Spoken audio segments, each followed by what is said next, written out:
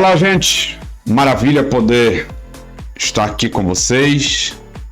Aproveitar para dar as boas-vindas a vocês aí ao nosso canal da nossa Faculdade Faitel, Faculdade Internacional Teológica de Líderes. A todos os que vão acessar a nossa plataforma EAD, Deus abençoe vocês poderosamente. Para quem está chegando no nosso canal aqui pela primeira vez, eu sou o pastor Valdinei, diretor fundador da Faculdade Internacional Teológica de Líderes, presidente da Igreja Assembleia de Deus Missão Apostólica há quase 25 anos no estado da Bahia. Presido também a nossa convenção Semadeb em diversos estados do Brasil, uma convenção que vai completando 17 anos. Por misericórdia, sou o quarto secretário executivo da convenção CADB em Belém do Pará, presidida pelo pastor Samuel Câmara, e sou o segundo vice-presidente da PEB, Associação Pró-Evangélica do Brasil, presidida pelo pastor Gesiel, que reside no Amapá. Sou casado com a pastora Thelma, completando esse ano 25 anos de casado, 2 filhas, um genro, um neto, e tenho mais um outro filho que reside na Europa. Se vocês quiserem depois ter mais informações acerca da minha pessoa, neste livro, lá tem um pouco daquilo que diz a respeito da minha trajetória, os caminhos por onde passei ministerialmente exercendo na obra de Deus, o que me deixa feliz poder estar aqui para dividir alguns pensamentos que com certeza lhe ajudará a entender bem melhor sua Bíblia. A nossa aula, ela tem um assunto, para mim, de uma relevância muito grande, tendo em vista a dificuldade que muita gente tem para a compreensão da palavra de Deus. Nosso livro tem 77 páginas, nós não vamos conseguir, claro, gravar todo o conteúdo aqui nesta aula, por isso nós vamos dividir isso em blocos e vocês vão ouvir aí dentro de alguns minutos algumas das nossas orientações para facilitar a compreensão e o entendimento da palavra de Deus. Um livro que para muita gente é bem difícil de entender, principalmente tratando-se de Apocalipse, livros proféticos e algumas outras narrativas que existem tanto no Antigo Testamento quanto no Novo Testamento. Não vou nessa aula trazer muita formalidade, pois a nossa proposta aqui é trazer uma aula simples.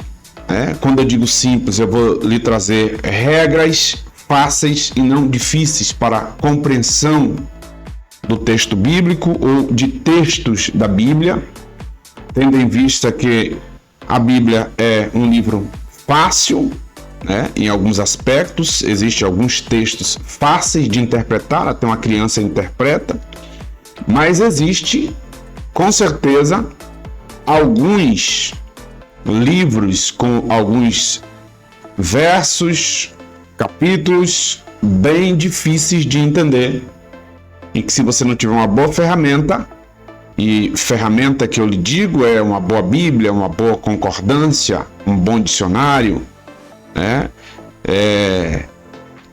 você vai ter dificuldades, com certeza, de fazer uma exegese e uma hermenêutica de um texto bíblico. Então a proposta nossa aqui é tentar clarear, se posso usar essa linguagem, clarear para você o mais simples possível para que você consiga entender a Bíblia Sagrada que está nas suas mãos.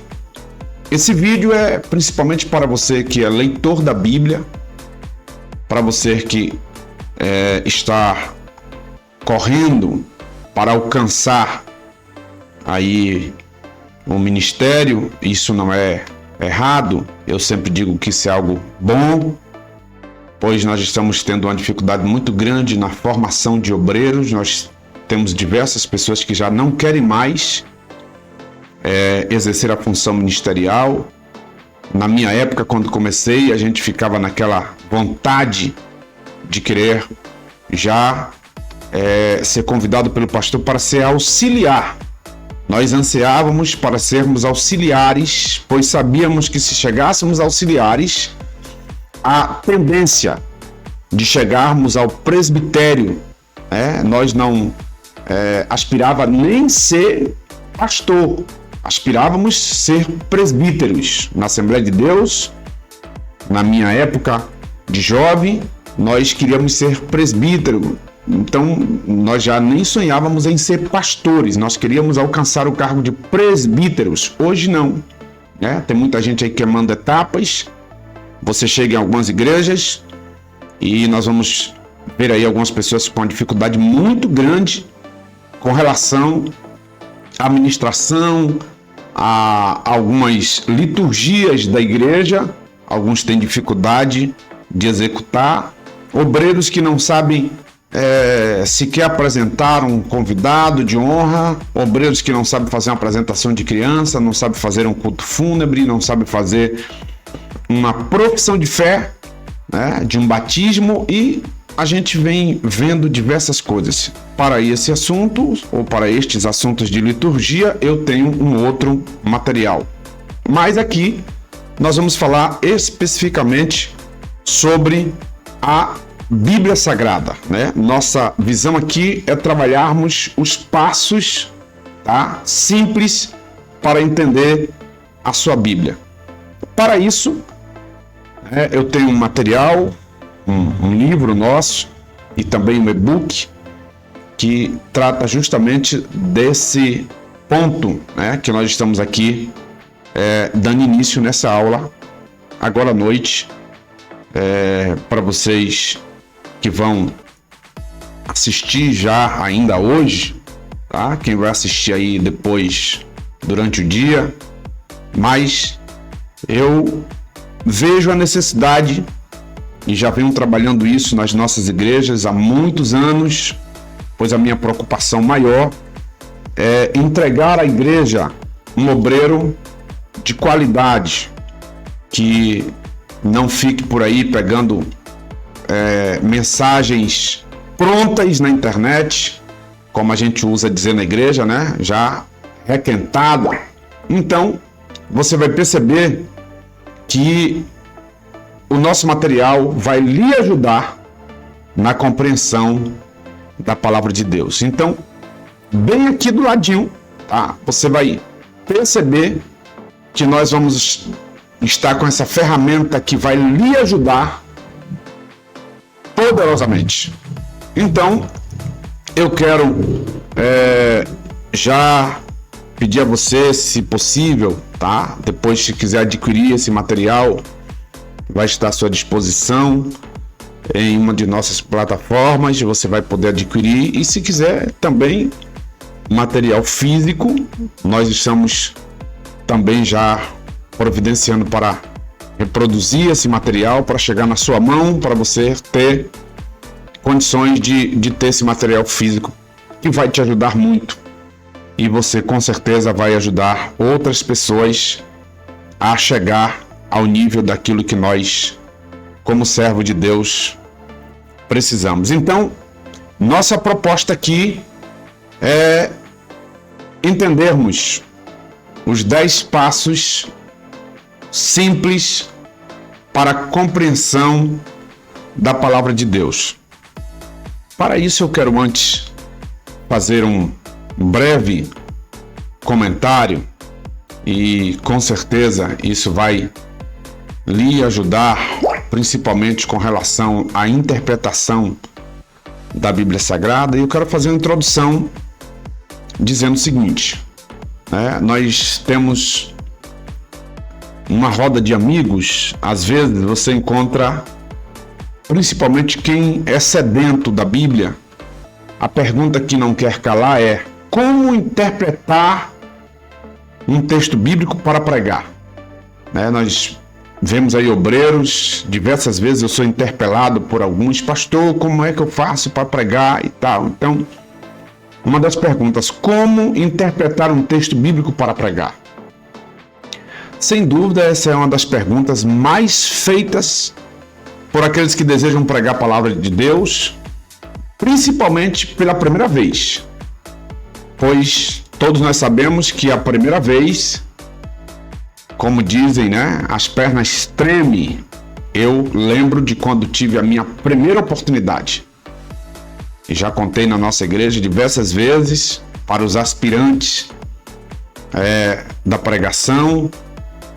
Para mim foi uma noite, naquela época eu era jovem, no ano de 93, por aí, 92.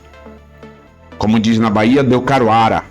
E eu não saiu nada, eu comecei a chorar, me deu uma crise de choro tão grande na igreja. E eu li um texto bíblico e não consegui dizer nada, e eu disse: Jesus é Pai de Deus e Deus é Pai de Jesus. Aí eu percebi que eu havia errado e comecei a chorar na frente de todo mundo.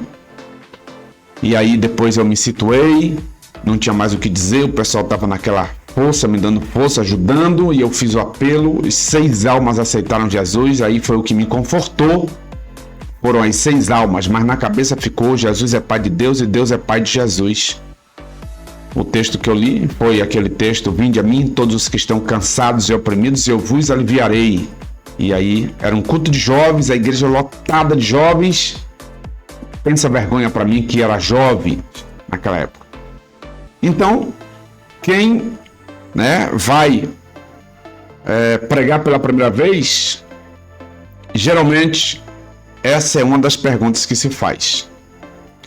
E essa indagação carrega, com quem faz a pergunta, uma preocupação nobre, pois se alguém chegar para fazer uma pergunta desta natureza, eu entendo que todos nós precisamos parar para responder a esse irmão ou esta irmã que fez essa pergunta. Para mim, ele está pedindo, ou ela está pedindo ajuda. Então, se essa pergunta é feita, essa pergunta é uma pergunta nobre. Então, logo a gente vai dizer para ele: olha, você vai pregar somente o que a Bíblia diz, que a Bíblia ensina, evitando todo tipo de erro, principalmente na hora da pregação. Mas dizer isso ainda, por mais que a gente ache que está ajudando, para quem vai ministrar pela primeira vez, é como você não dissesse nada. E aí, de certo, que interpretar a Bíblia não é tarefa fácil, mas você pode aprender com toda certeza. Se você se aplicar a ela, tá?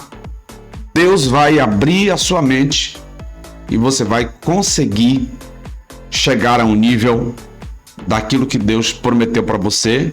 Vai exigir de você esforço, tá? E o nosso papel aqui, nesse primeiro momento, já é lhe trazer aí algumas orientações de como você vai conseguir fazer, tá? Um bom trabalho, olhando para o que nós vamos explicar aqui nessa nossa primeira aula. Nós possivelmente dividiremos em 10 aulas, tendo em vista o material ser material grande, não temos como falar aqui todo de uma vez. Então nós vamos ao ensino tá? Da palavra de Deus para tentar chegar com você a um nível mais alto daquilo que Deus tem reservado para nós. Então, qual é a nossa proposta? Nós vamos falar no primeiro capítulo sobre a necessidade da interpretação da Bíblia. No segundo capítulo, nós vamos falar sobre os gêneros literários da Bíblia. Terceiro capítulo, a estrutura da Bíblia. Quarto capítulo, hermenêutica e exegese. Quinto capítulo, a primeira regra para interpretar a Bíblia. No sexto capítulo, a segunda regra para interpretar a Bíblia. No sétimo capítulo, a terceira regra para interpretar a Bíblia. No capítulo 8, a quarta regra para interpretar a Bíblia. No capítulo 9, a quinta regra para interpretar a Bíblia. E no 10, coisas que a Bíblia não diz. No 11 dicas gerais. E nós vamos trazer para você aqui também análise do contexto que você está lendo. Esse é um assunto também muito importante, definindo o contexto bíblico, tá? Nós vamos falar também da parte da interpretação. Quero mais uma vez reforçar a parte da leitura atentiva que você precisa fazer. Quero também falar sobre a comparação de textos com outras versões da Bíblia. Isso também vai lhe ajudar muito, tá? E quero falar também sobre você dividir o texto em partes, tá? Você nunca pega o texto para você fazer de uma vez só. Então, divida o texto em partes para você conseguir entender. Vou explicar isso também passo a passo. E vou falar sobre o uso de comentários e falar sobre as anotações que você deve fazer das informações adquiridas durante a sua leitura do texto bíblico sagrado. Pensando nisso, nós vamos para o capítulo 1, que é a nossa proposta, e vamos falar agora acerca da necessidade da interpretação da Bíblia Sagrada. Então, lembra que eu disse que nós vamos estar aqui mostrando para vocês algumas regras simples. Então, se olharmos para esse conteúdo, que nós estamos aqui agora na nossa tela, percebemos que a Bíblia ela tem textos difíceis, como eu já citei, mas ela também tem textos fáceis, que até uma criança, se ler, essa criança vai conseguir fazer uma interpretação rápida do texto que ela leu. A exemplo de João, capítulo 3, verso 16, texto áureo da Bíblia. Porque Deus amou o mundo de tal maneira que deu seu Filho unigênito para que todo aquele que nele crê não pereça, mas tenha a vida eterna. Então, se você perguntar a uma criança quem é o pai que está sendo citado no texto, a criança vai responder que esse pai é Deus. Se perguntar à criança quem é este filho que foi entregue para morrer em nosso lugar, a criança vai responder que é Jesus. Se perguntar a essa criança quem é o mundo de que o texto fala, e isso aqui é um hebraísmo, a criança vai responder que esse mundo somos nós. Se perguntar a ela quem é aquele que crê, ela vai responder que são os crentes. Então, rapidamente uma criança vai fazer uma exegese desse texto sem dificuldades, porque esse texto é um texto simples para a interpretação bíblica. Até uma criança fará essa interpretação. Porém, nós vamos encontrar passagens na Bíblia bem difícil de entender. Então, aqui começa a nossa tarefa de como você deverá trilhar esses caminhos para que isso lhe facilite, para que você possa ter uma interpretação bem mais prática e rápida da Bíblia. Então, o que é que esse livro diz? Ele diz que existem textos da Bíblia que são considerados complexos, que nos deixam com um nó na cabeça, e esses textos, eles criam em cada um de nós uma necessidade de buscar ferramentas e meios adequados para interpretar a Bíblia da melhor maneira e corretamente. Então, quais são essas ferramentas? Bíblias. Você não deve ter uma Bíblia só em casa. Pastor, não tenho condições de comprar. Você pode baixar aí. Existe mais de 50 Bíblias de estudo à disposição em PDF que você pode ter aí no seu notebook ou no seu celular ou no seu iPad, que vai lhe facilitar a comparação de textos da Bíblia, vai lhe ajudar, um bom dicionário vai lhe ajudar, uma boa concordância vai te ajudar, um bom comentário bíblico vai te ajudar. Inclusive, nós sempre indicamos aqui alguns materiais para que vocês consigam, de alguma forma, terem ferramentas para lhe ajudarem na compreensão de textos das Sagradas Escrituras. Tendo em vista que você, de repente, sonha, aspira, quer ser um pregador da palavra, quer ser um mestre da palavra, quer ser um pastor de igreja e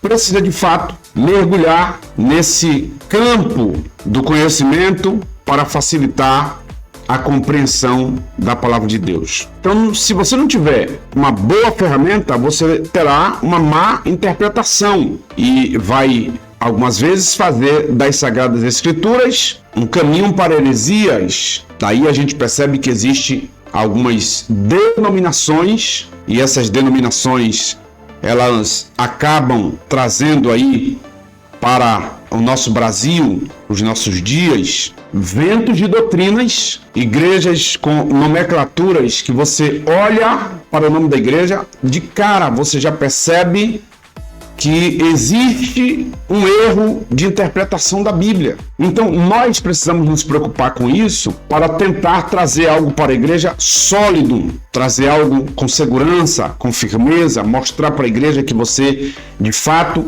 domina o texto que você está ministrando na igreja, que você está ensinando na igreja, ou na escola bíblica dominical, ou em um culto de ensinamento.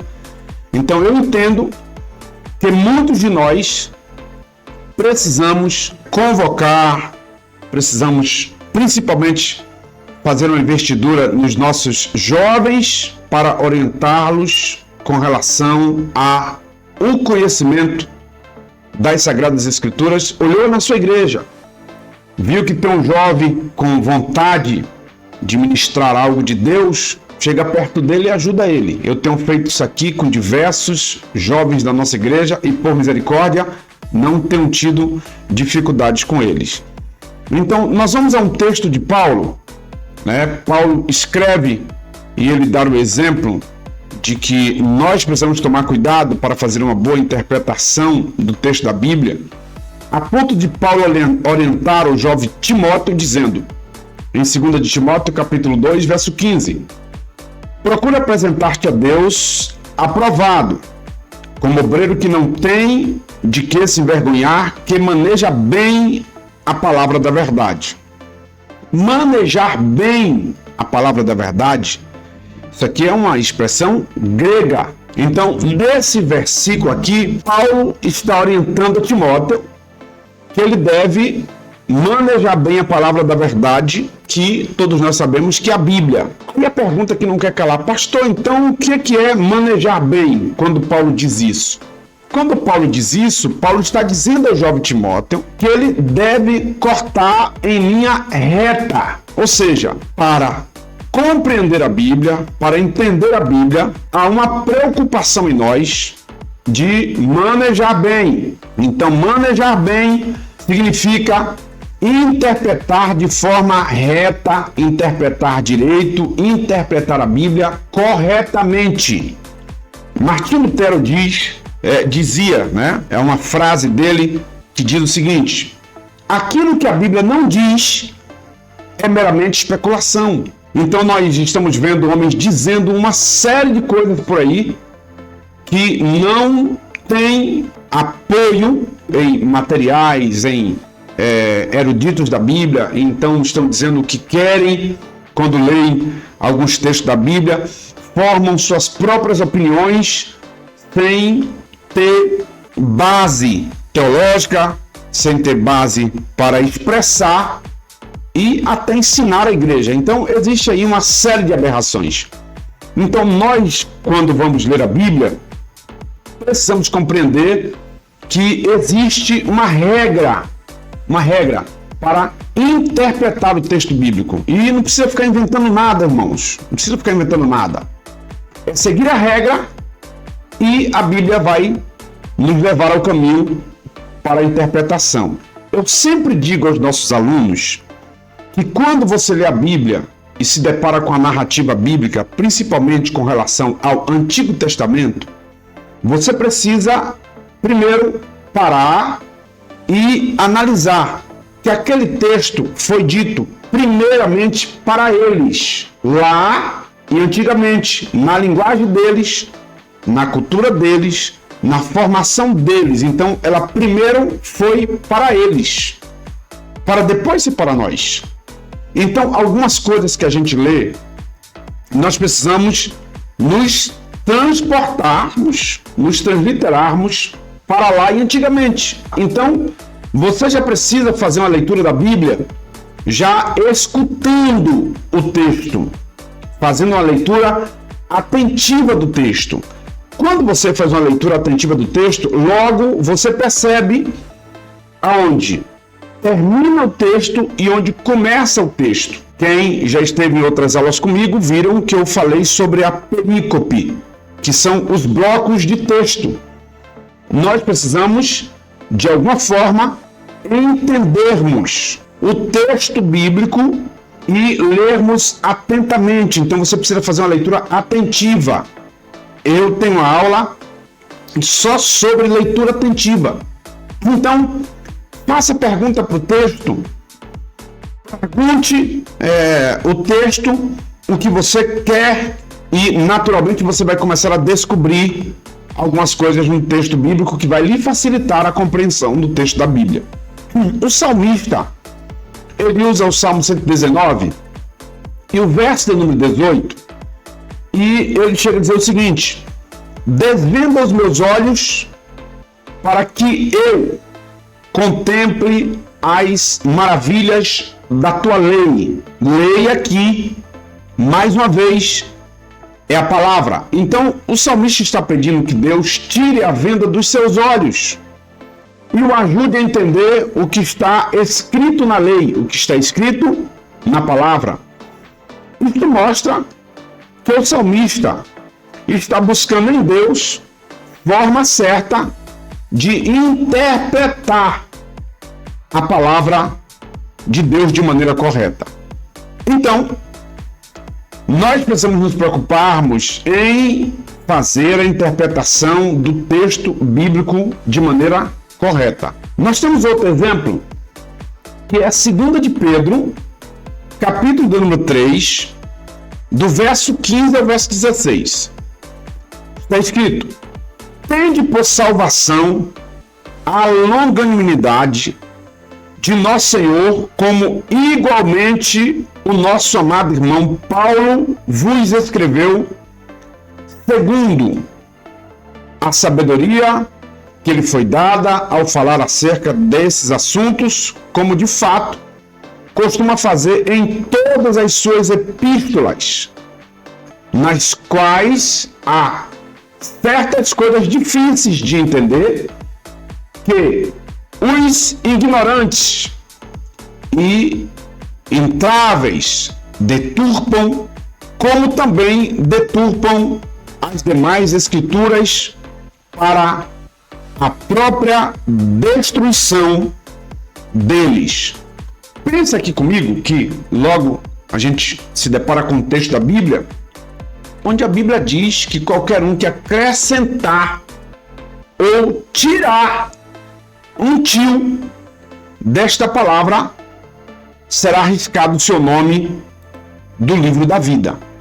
Então, preste bem atenção. Nós precisamos nos preocuparmos em trazer para a Igreja de Cristo, em trazer para os púlpitos das igrejas onde você vai ter a oportunidade, trazer algo sólido, algo com segurança, algo correto, onde as pessoas vão olhar para você e de fato vão perceber que você não está dizendo qualquer coisa, você está ministrando algo de Deus com segurança. Pedro vai dizer que ele está lendo a carta ou algumas das cartas dos escritos de Paulo e ele percebe que nesse escrito de Paulo ele tem algumas dificuldades de entender algumas coisas. E aí percebe que até Pedro ele vai citar aí algumas dificuldades em relação ao entendimento da Bíblia. Então, nós precisamos entender que as cartas de Paulo, elas, quando foram escritas naquela época, elas foi diversas vezes mal interpretada por pessoas que não buscavam o conhecimento adequado para discerni-las. E qualquer um, por não buscar um conhecimento apurado, vai acabar fazendo as suas próprias interpretações. Eu costumo dizer que a Bíblia, a palavra de Deus, nós temos um privilégio muito grande porque ele é o único livro que a gente lê. Se você não é autor, ele é o único autor que você lê o livro e ele está perto. Então, só existe autor perto, quando a gente lê, quando você é muito íntimo e que de repente você está lendo um livro ali de alguém que é seu amigo, mas esse autor que a gente fala da Bíblia, que é Deus, toda hora que você pegar o livro, ele está do lado para lhe ajudar, para te orientar. Então, nós não podemos ler a Bíblia só por lermos. Tem muita gente aí carregando a Bíblia só por carregar. Nós precisamos ler a Bíblia, estudar a Bíblia, compreender a Bíblia, entender a Bíblia e ter o autor dessa Bíblia conosco sempre que pegarmos ela para lermos. Perguntar a ele algumas coisas que de repente está complicada na nossa mente, a gente vai conseguir entender. Então, percebe que diversos textos de Paulo, eles foram difíceis de interpretação, principalmente quando Paulo vai falar acerca da ressurreição de mortos, que os gregos não aceitavam. Quando Paulo vai falar da alma, Paulo vai falar da ressurreição de Cristo, Paulo vai falar de alguns detalhes destes e que o povo não conseguiu entender, então aquilo gerava uma confusão, mas você percebe que Paulo sustenta essa tese para provar a ressurreição de Jesus e provar também o arrebatamento da igreja e a ressurreição dos mortos. Então, Paulo vai dizer que Cristo é a primícia dos mortos. Para entender alguns dos textos, principalmente da carta de Paulo aos Romanos, precisa de uma interpretação mesmo apurada da Bíblia. E se todos nós nos esforçarmos para interpretar a Bíblia de maneira correta, a palavra de Deus, ela vai abrir na nossa mente para que a gente possamos entender de maneira clara. Claro que eu já te disse, você vai precisar de ajuda de ferramentas para a compreensão do texto bíblico. Para isso, vai requerer de nós, primeiro, esforço. Nós precisamos nos esforçarmos para continuarmos executando essa tarefa que é a interpretação do texto bíblico. Por que, pastor? Porque precisamos levar em consideração que existe um distanciamento, existe alguns abismos entre o texto bíblico escrito naquela época e o leitor de hoje do século XXI, o que acaba aumentando o desafio e a necessidade de interpretar a Bíblia. Então, nós percebemos que existem aí alguns abismos de quando a Bíblia foi escrita até agora. Eu costumo dizer o seguinte: se Jesus viesse hoje, na era em que nós estamos, da tecnologia, Jesus usaria, com certeza, a tecnologia.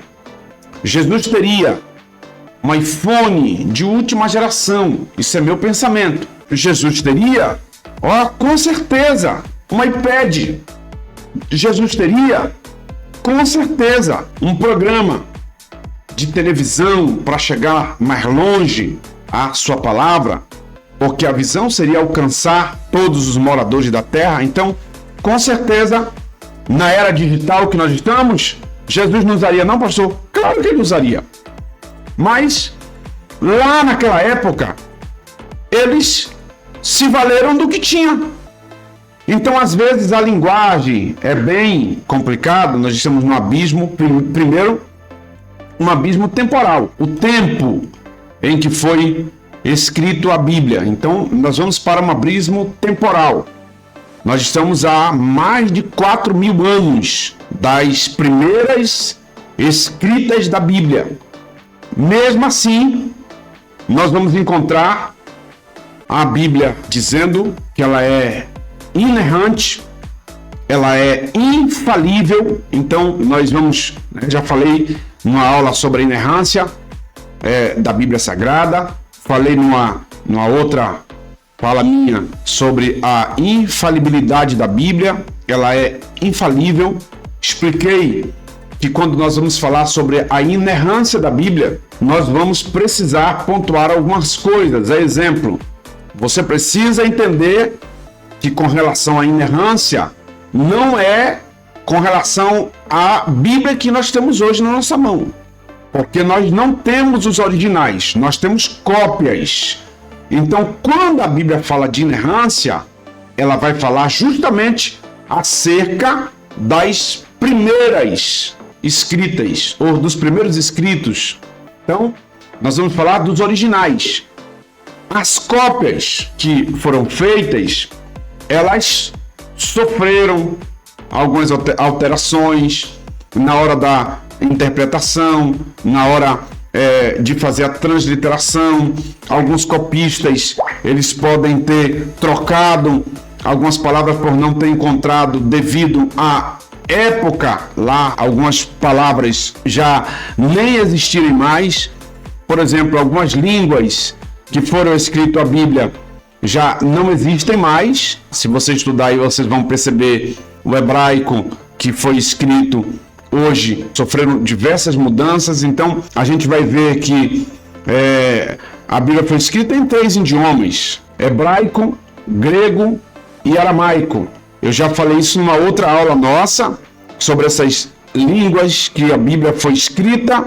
Então nós estamos num distanciamento muito grande, irmãos, muito grande. E esse distanciamento muito grande, às vezes, vai nos levar a tomar cuidado com esse abismo temporal.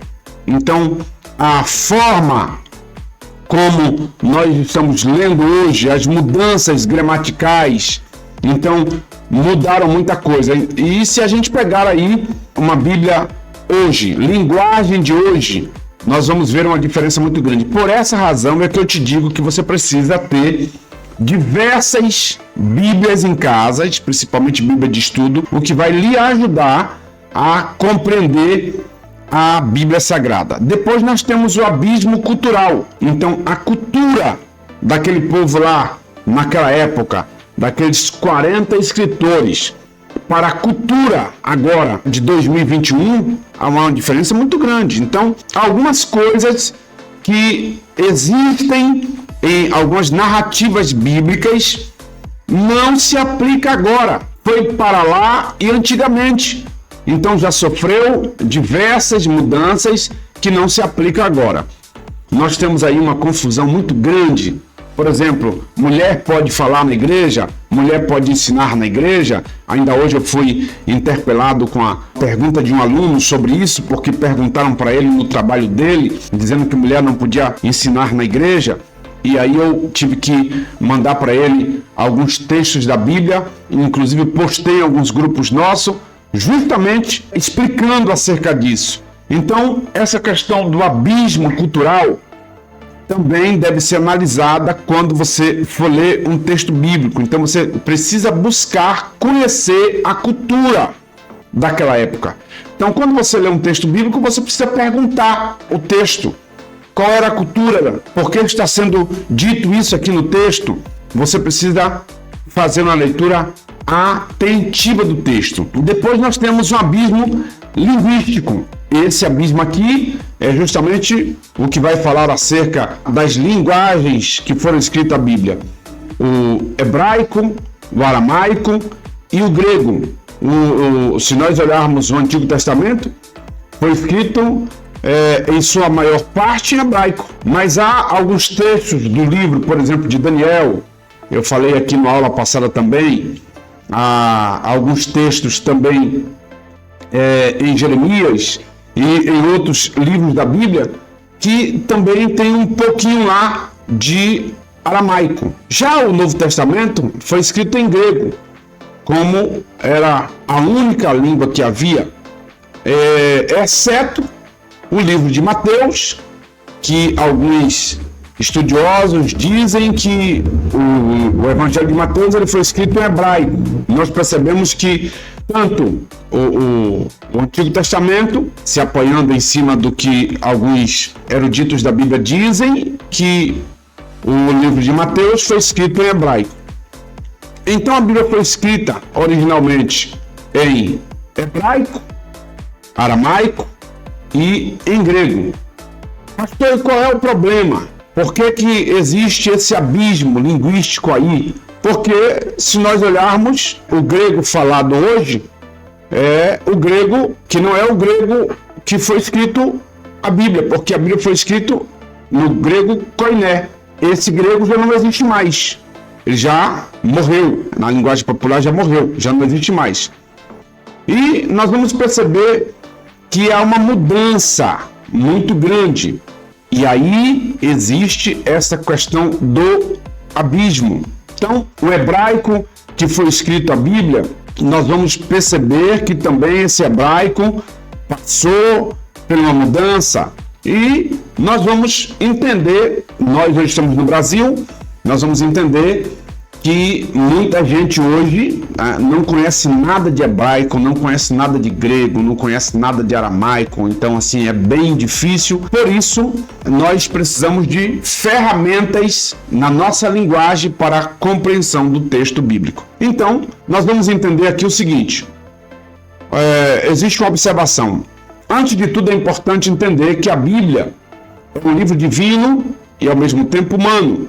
Ou seja, ela é a palavra de Deus na linguagem do homem, transmite o pensamento de Deus em roupagem humana, foi escrita por homens em material terreno, mas foi revelada por Deus e inspirada pelo Espírito Santo. 2 Timóteo 3,16. Eu falei isso agora há pouco.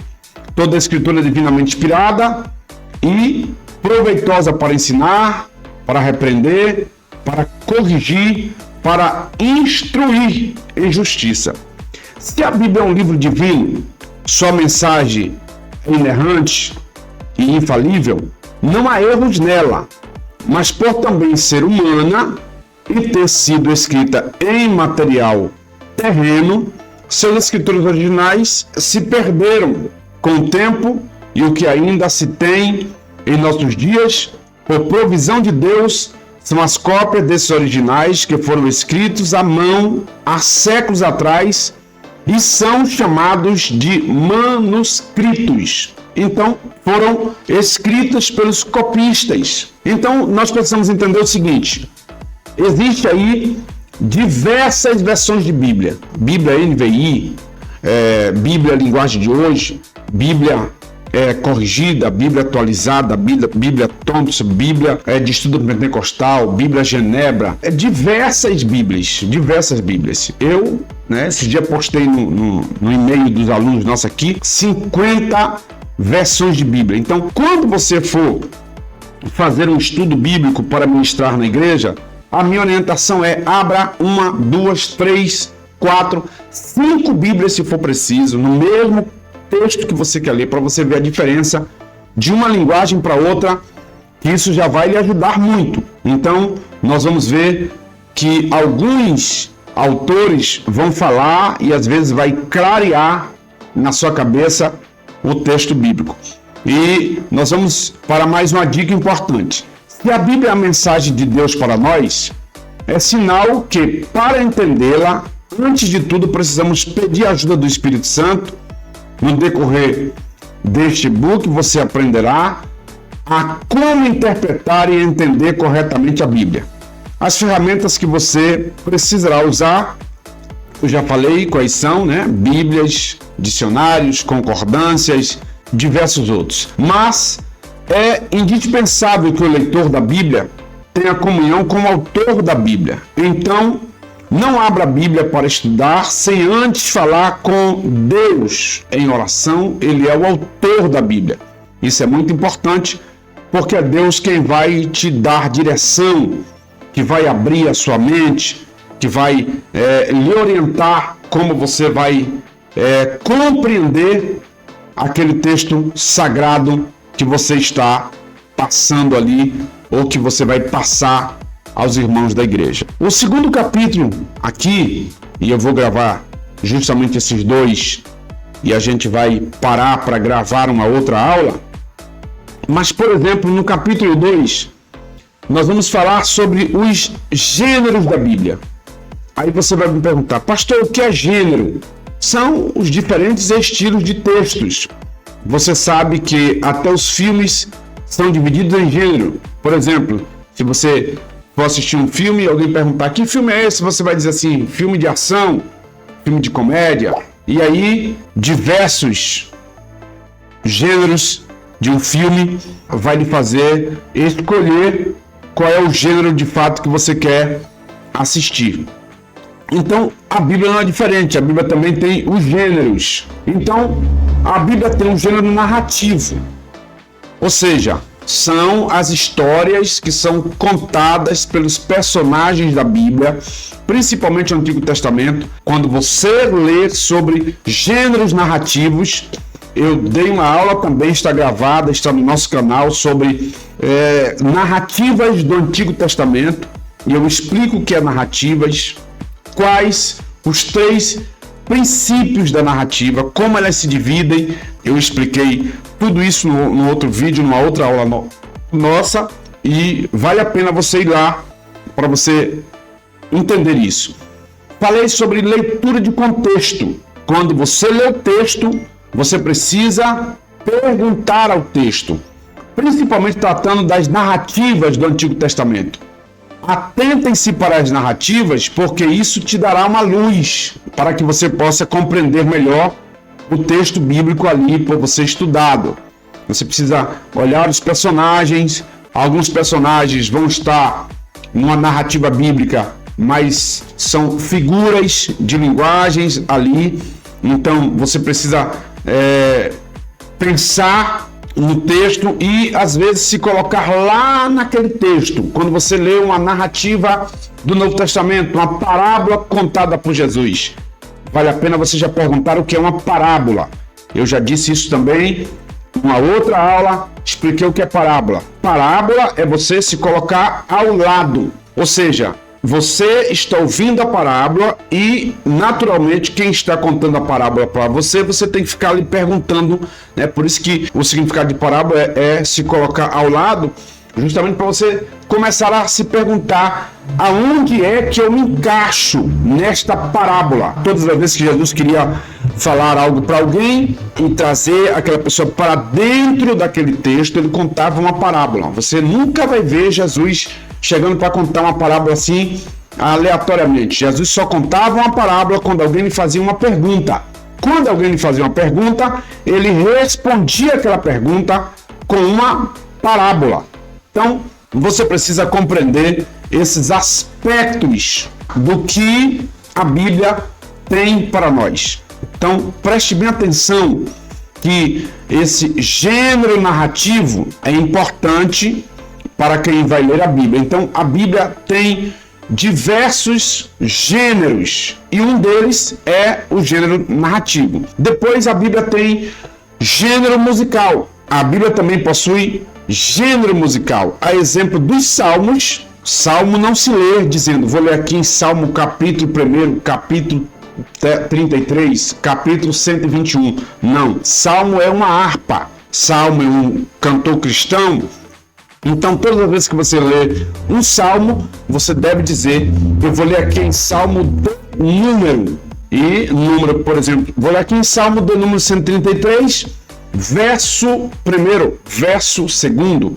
Verso tem, porque uma poesia, ela também citada por versos, ela tem versos, tá? Tem refrão. Então, você vai perceber que em alguns outros livros da Bíblia também tem gênero musical, e às vezes acompanhado de palavras hebraicas, e você precisa também atentar-se justamente para isso. E existe o gênero profético. Quando você lê a Bíblia e se depara com um gênero profético, você precisa agora tomar muito cuidado nessa interpretação de um texto profético na Bíblia. Principalmente Daniel, Apocalipse, os livros proféticos, alguns gêneros proféticos lá, então você precisa entender estas profecias e tentar chegar a uma interpretação daquela profecia, ou daquela visão, ou daquela revelação. Nós vamos se deparar com a estátua de Daniel, lá citado por Daniel, da visão que Daniel tem da estátua, que uma parte era de barro, outra parte era de ferro, e aí você vai precisar interpretar esse gênero profético. Depois nós temos gênero poético. Nós temos aí Salmos, Provérbios, Eclesiastes, Cânticos dos Cânticos, que tem diversos gêneros poéticos. São poesias. Precisa se interpretar essas poesias. Nós estamos estudando na Escola Bíblica Dominical aqui, justamente sobre os livros poéticos da Bíblia. Terminamos Provérbios, vai começar Cantares de Salomão. Então, você percebe que existe diversos livros da Bíblia com diversas poesias. Então, daí você precisa se perguntar, isso é literal? Figura de linguagem? De fato existiu isso aqui mesmo ou não? Exemplo, a mulher de Provérbios 31, existiu essa mulher mesmo? O que significa? Então, existe estes gêneros por nós aqui citados. Então, nós vamos agora ao que nós chamamos de paralelismo sinônimo. Então, o que é isso, pastor? É quando a mesma ideia é afirmada duas vezes no mesmo texto, só que com palavras diferentes. Por exemplo, os céus manifestam a glória de Deus e o firmamento anuncia as obras das suas mãos. Salmo 19, verso 1. Os céus aqui, e depois firmamento. Então, céu e firmamento está falando da mesma coisa. Então, o que é isso aqui? Isso é paralelismo. É um sinônimo que aparece duas vezes no mesmo texto. Para quê? Para dar força, para dar ênfase àquilo que o texto está dizendo. Depois, um segundo exemplo. Salmos de número 120, verso 2. Salva-me, Senhor, dos lábios mentirosos e das línguas enganadoras. Então, mais uma vez, lábios mentiroso e língua enganadora representa a mesma coisa. Então, esses versículos é mais um exemplo de paralelismo sinônimo. A Bíblia tem diversos textos assim. E para isso, há uma preocupação em nós de estudarmos a Bíblia fazendo pergunta de contexto ao texto. Aí, paralelismo antitético. O que é isso? Ao contrário do paralelismo sinônimo, que expressa a mesma ideia duas vezes ao mesmo tempo, o paralelismo antitético expressa duas ideias opostas no mesmo texto. Exemplo disso, Salmo 37, verso 9. Olha só, os malfeitores serão desarraigados, mas aquele que espera no Senhor herdarão a terra. Então, percebe que há duas coisas aí no texto diferente, uma má e outra boa. Então, o que é isso? Paralelismo antitético. Perceba que há dois pensamentos opostos sendo apresentados no mesmo versículo. Mais uma vez, você precisa entender, mais uma vez você precisa ler, observando o texto e atento, ouvindo o que você está lendo. Depois, paralelismo sintético. Esse paralelismo sintético não tenta apresentar a mesma ideia, nem a oposta, mas amplia e acrescenta uma nova ideia dentro do texto. Salmo 19, do verso 7 ao verso 9, é um exemplo disso. A lei do Senhor é perfeita e refrigera a alma. O testemunho do Senhor é fiel e dá sabedoria aos simples. Os preceitos do Senhor são retos e alegram o coração. O mandamento do Senhor é puro e ilumina os olhos. Olha só o que o texto está dizendo. O temor do Senhor é limpo e permanece eternamente. Os juízos do Senhor são verdadeiros e justamente. Note que a segunda parte de cada frase amplia e completa o pensamento. Portanto, esse é o estilo de poesia hebraica. Falar algo e dar ênfase àquilo que está sendo dito. Então, nós percebemos que existem aí estas regras. Agora, nós vamos para os 3 tipos de linguagem e sentidos. Diante de tantos gêneros literários, é primordial entender que nem todos são interpretados da mesma forma. O texto bíblico possui 3 tipos de sentidos ou de interpretação. A Bíblia foi escrita em 3 tipos de línguas diferentes: a linguagem literal, linguagem figurada e linguagem simbólica. Então, todas as vezes que eu leio um texto bíblico, eu preciso parar e tentar entender se aquilo é literal, se aquilo é figurativo, se aquilo é simbólico, se ali é uma figura de linguagem. Eu vou dar um exemplo de uma figura de linguagem aqui, que é uma hipérbole, né? Davi disse assim: chorei tanto que molhei, encharquei um colchão com lágrima. O que é isso? Um exagero. Então, Davi estava mentindo? Não. Ele simplesmente quis dizer o quanto ele chorou. Então, se não aprendermos isso, não conseguiremos interpretar a Bíblia corretamente. Isso é um ponto. Precisamos saber na Bíblia o que é literal e o que é símbolo e o que é figurativo. Vamos lá a um texto literal. O que é isso, pastor?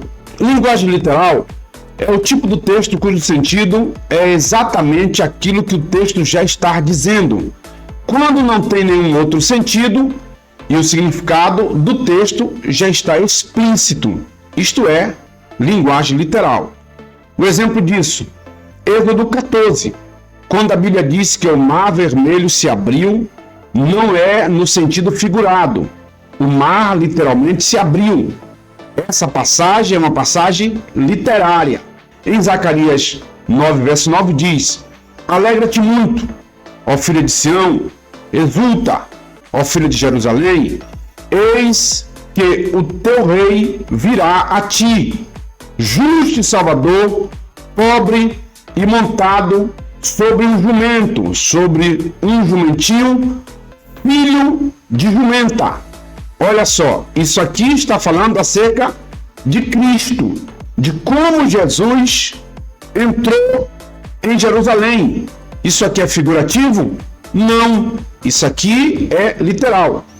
Talvez na época em que esse texto foi escrito, os judeus, ao ler essa passagem, pensavam que o profeta estava falando em sentido figurado.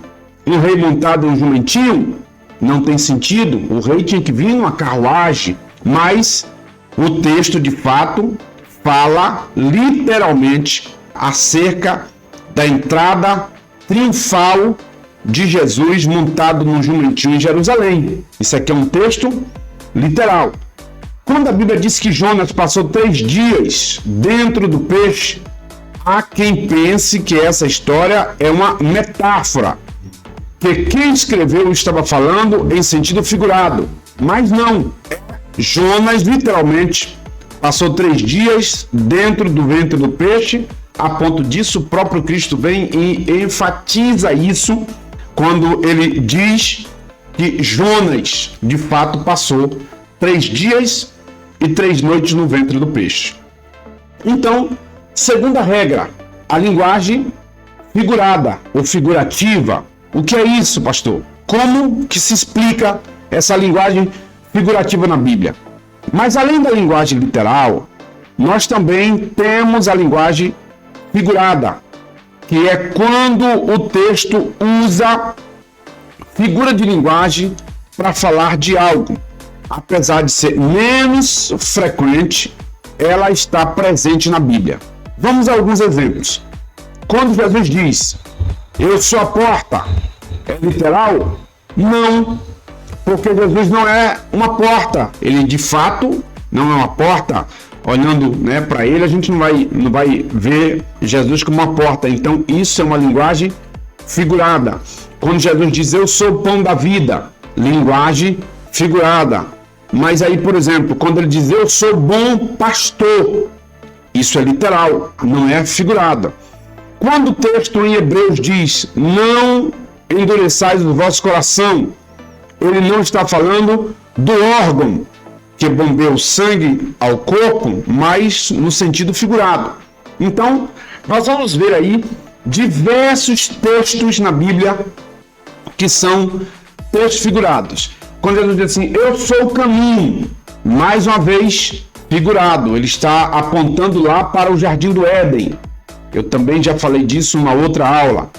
Então, nós vamos perceber que a Bíblia, principalmente no Novo Testamento, tem diversos textos figurativos. Então, são figuras de linguagem. O Antigo Testamento também tem? Tem. Então, isso é uma das regras para que você consiga entender e interpretar a Bíblia da melhor maneira possível. E a terceira, linguagem simbólica. Então, nós vamos entender que a Bíblia também ela tem diversos textos que aparecem como símbolos. Exemplo de Apocalipse, capítulo 13. Fala da besta que saiu do mar com 10 chifres e 7 cabeças. É literal? Existe alguma criatura assim? Claro que não. Isso é simbólico e aponta para o anticristo.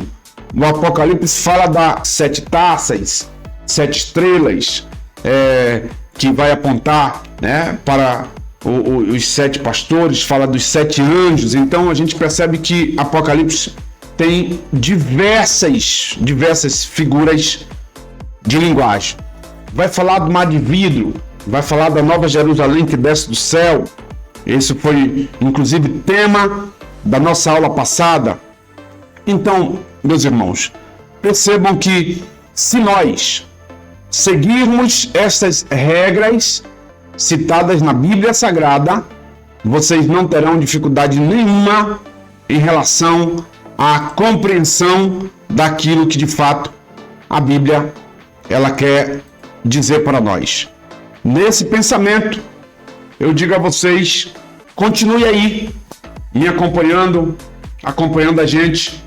Com certeza nós vamos trazer materiais de outros professores para nos ajudar e nós precisamos compreender de fato o que Deus tem reservado para nós. Nós precisamos compreender qual é a visão, tá, de reino e entendermos qual é o nosso dever aqui como servos e serva de Deus. Nossa responsabilidade é nos esforçarmos para compreendermos justamente a Bíblia Sagrada. Então, nós falamos aí 2 capítulos acerca desses 10 passos simples para que você entenda a Bíblia Sagrada como de fato ela é, e com certeza isso vai te ajudar muito a interpretar a Bíblia, compreender a Bíblia e entender a Bíblia. ao pegar um texto bíblico, analise o contexto do texto. Pare, analise o contexto. Em primeiro lugar, quando você pegar um texto bíblico, se o seu desejo é interpretar a palavra de Deus e preparar-se para a pregação poderosa, você precisa se atentar ao contexto. Tá? Nunca leia o texto sem um contexto, porque texto sem contexto, já dizia os mais velhos, vira pretexto. De fato, é preciso lembrar que todo contexto, independente de qual você escolheu para a sua pregação, você precisa estar dentro de um contexto, precisa ser específico e, ao mesmo tempo, você precisa estudar aquele contexto. Para não chegar na igreja e ficar misturando uma coisa com outra e os irmãos depois não conseguir entender o que você de fato queria passar para a igreja. Então, talvez aí você esteja perguntando, pastor, o que é o contexto? O contexto é todo o texto, ou todo o versículo, todo o capítulo onde você está lendo, e quando você vai analisar a perícope do texto, você vai perceber que, como a Bíblia não foi dividida por capítulo e versículo corretamente, às vezes um texto começa dentro de um outro capítulo ou termina dentro de outro capítulo, e você precisa pegar ali aquele contexto. Também você precisa observar o pano de fundo. O que é isso? Você precisa ir atrás da história. Por que aquele texto está ali? Eu vou te dar um exemplo. Existe um texto em Isaías escrito o seguinte: pode uma mãe esquecer-se do filho que ainda mama? Se porventura ela esquecer, eu jamais esquecerei de ti. Aí o povo só lê essa partezinha. Mais abaixo um pouquinho está escrito assim, ó, porque na palma das minhas mãos tenho gravado o teu nome. Então, aquilo ali é como, né, o profeta estivesse ministrando algo que Deus estava dizendo, que não esquece de ninguém, que na palma da mão tinha gravado o seu nome. Mais uma vez, não é literal. Por que isso? Porque uma mãe naquela época tinha muitos filhos. Para não esquecer dos filhos, ela pirografava a mão, ela queimava o nome do filho na mão. Então, o texto de Isaías vai usar uma cultura da época para falar acerca dessa passagem bíblica. Então, qual o contexto dessa passagem? Você precisa analisar isso para trazer o conhecimento para a igreja. Por exemplo, uma outra coisa, em Isaías novamente, Isaías diz que ele viu, no ano que morreu Uzias, ele viu o Senhor no seu alto e sublime trono, e o seu séquito enchia o templo. Então, você já precisa fazer pergunta de contexto. O que é séquito? Séquito era uma roupa, tá? Uma vestimenta. Então, Isaías está vendo quem sentado? Um rei. E a sua roupa enchia o templo. Então, por que Isaías dá ênfase a isso? Porque quando alguém ocupava o lugar de rei naquela época, ele recebia uma veste chamada vestes reais. Essas vestes vinham só até a altura do joelho.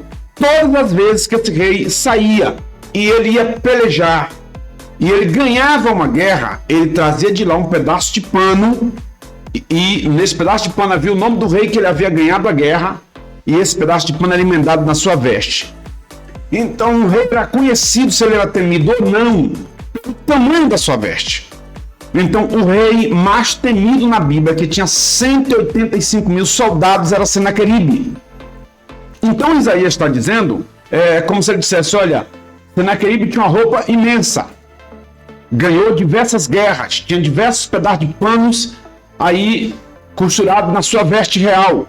Mas o rei que eu estou vendo, a sua veste enche o templo. Olha só, o que Isaías está dizendo? Que esse rei que ele está vendo nunca perdeu uma guerra. Então ele é rei dos reis e senhor dos senhores. Olha só a aplicação da sua mensagem. Então, mais uma vez, isso é conhecer contexto, conhecer pano de fundo. Eu espero nesses 2 capítulos, ter lhe ajudado a compreender justamente a Bíblia Sagrada e facilitar a compreensão do texto bíblico para que você consiga desenvolver a sua tarefa de maneira mais precisa no reino de Deus. Deus em Cristo abençoe você, sua casa, sua vida, sua família. Aguardo você no próximo vídeo tratando desses 10 passos simples para a compreensão e interpretação da Bíblia Sagrada. Um forte abraço.